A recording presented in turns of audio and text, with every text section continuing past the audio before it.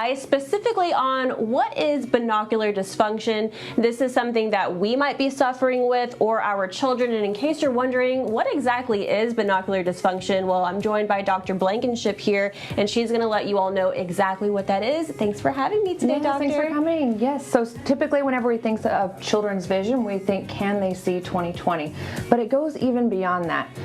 Binocular vision dysfunction has to do with eye alignment, and it usually happens whenever one or both eyes aren't perfectly aligned. Sometimes they like to sit outward, and sometimes they like to sit inward, which can be an issue because we have difficulty with focusing and depth perception.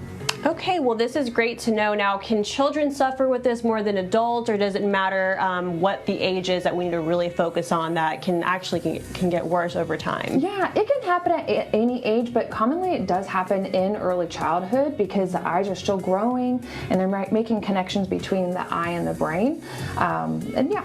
Okay, well, great to know. Now, how can binocular vision dysfunction be treated? Yes, so it can be treated. Usually we'll just do simple glasses. That usually helps to correct that alignment on its own, but sometimes in cases of severe binocular dysfunction, we may do eye patching, or we can send the child home with homework that helps to increase the strength of those eyes with eye exercises. Wonderful. Well, this is great to know, and obviously if these symptoms start at an early age, you definitely want to make sure to keep a lookout for these symptoms. So how do we know our child might be suffering with something like this? Yeah, so oftentimes we don't know. Usually the child will try to overcompensate, which can be harmful to their development, but some symptoms that they can show are things like headaches, avoiding reading, or difficulty focusing in school, which is difficult because it's hard to pick up during pediatric screenings, school screenings. They miss those things, so that's why it's so important that they come in for their annual eye exam so that we can catch that. Absolutely. So based on some research, also, I see that lazy eye can be a symptom. Is that something that we should look out for?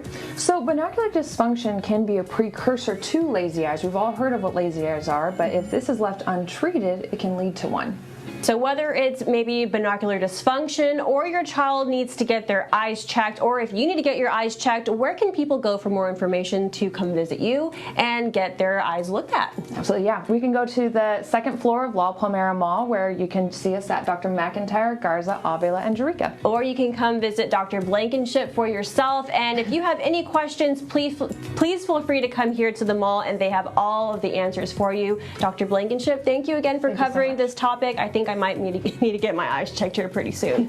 Thanks.